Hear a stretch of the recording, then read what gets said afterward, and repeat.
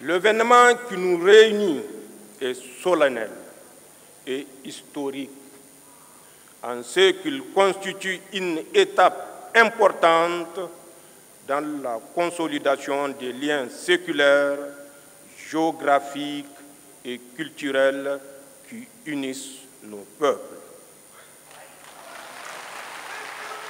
Le sommet objet de notre retrouvaille aujourd'hui est l'aboutissement de notre farouche volonté commune de reconquête de notre souveraineté nationale et de réhabilitation de notre dignité légendaire. Il se situe dans la droite ligne de l'adoption le 16 septembre 2023 de la charte du Liptako-Gourma instituant l'Alliance des États du Sahel.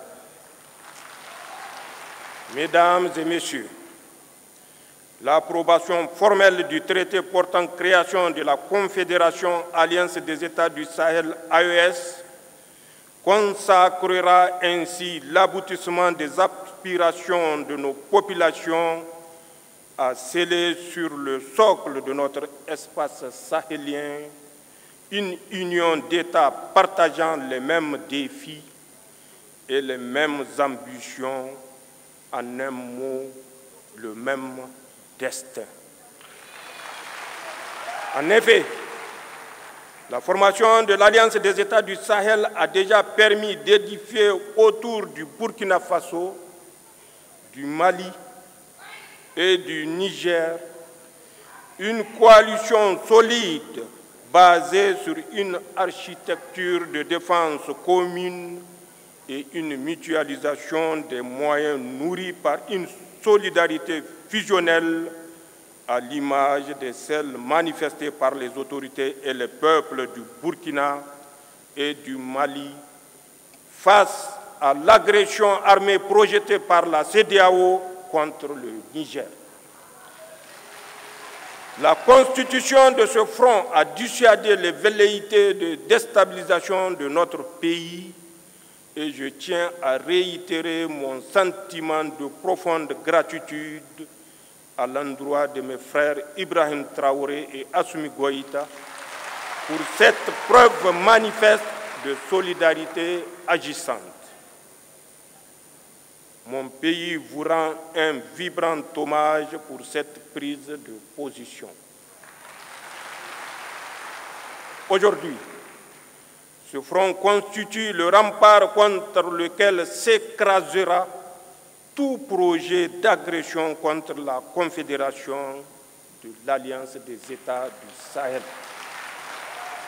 À cet égard, il me plaît de constater que le volet défense-sécurité de l'Alliance des États du Sahel connaît déjà des avancées significatives avec la mise en place de la force conjointe des États du Sahel. Au demeurant, sur le théâtre des opérations, nos armées mènent des opérations conjointes concluantes dans le Liptako-Gourma. Monsieur le Président Goïta et Traoré, la Confédération Alliance des États du Sahel va s'édifier donc sur un substrat qui assure la protection des populations contre toute menace d'agression terroriste, rébellion, banditisme armé ou tout acte hostile venant de l'extérieur. Je demeure convaincu que dans le contexte géopolitique actuel, l'Alliance des États du Sahel constitue le seul regroupement sous-régional efficient dans le domaine de la lutte contre le terrorisme, la CEDEAO ayant brillé par son déficit d'implication dans cette lutte. De ce fait, l'Alliance des États du Sahel seule nous permet de faire face aux menaces terroristes comme aucune autre structure régionale ou internationale ne l'a fait auparavant.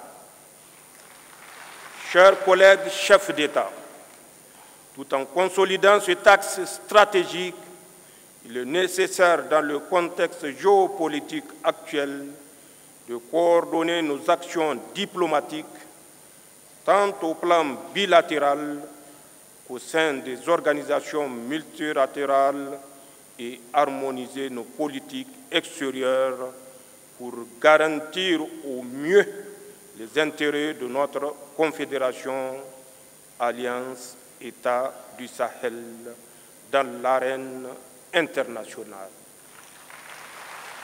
D'ores et déjà, des succès diplomatiques significatifs sont enregistrés, comme en témoigne le retour en force de nos États sur l'échiquier international, la reprise de la coopération avec les partenaires bilatéraux et multilatéraux, ainsi que la conclusion des partenariats stratégiques nouveaux.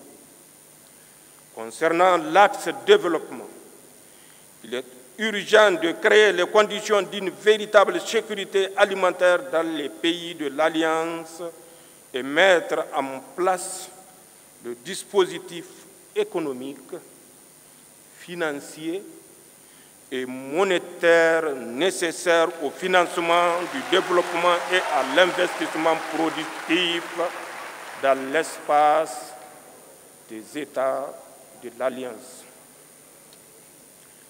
L'essor économique de nos États réside également dans l'industrialisation en vue de la transformation sur place de nos produits et de nos richesses en ressources naturelles. De même que la solidité de notre confédération repose sur notre capacité à édifier les infrastructures d'interconnexion, routes, compagnies aériennes, réseaux ferroviaires, ainsi que des projets structurants dans le domaine de l'agroalimentaire, des industries extractives et de l'énergie. Dans cette marche, nos populations sont en avance sur les États. En témoigne l'engouement suscité chaque jour par l'Alliance des États du Sahel auprès de nos jeunes et de nos femmes.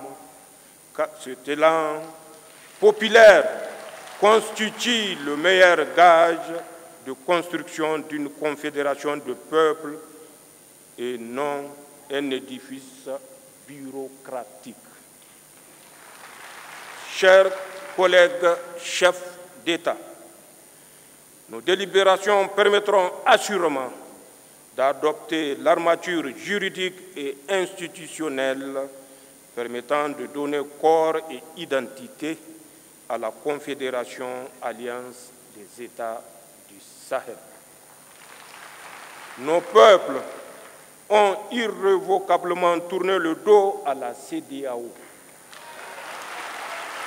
Il nous appartient aujourd'hui de faire la Confédération Alliance des États du Sahel, une alternative à tout regroupement régional factice en construisant une communauté souveraine des peuples, une communauté éloignée de la mainmise des puissances étrangères, une communauté de paix, de solidarité, de prospérité basée sur nos valeurs africaines. Les hauts fonctionnaires et les ministres des Affaires étrangères ayant finalisé et adopté le projet de traité, c'est avec un réel plaisir que je marque mon accord solennel à la création de la Confédération Alliance des États du Sahel. J'approuve également le projet de règlement intérieur du Collège des chefs d'État de la Confédération Alliance des États du Sahel. Le Niger, par ma voix, s'engage à œuvrer inlassablement à la bonne marche de notre Confédération. C'est sur ces notes d'engagement et d'espoir que je déclare ouvert le premier sommet des chefs d'État de l'Alliance des États du Sahel.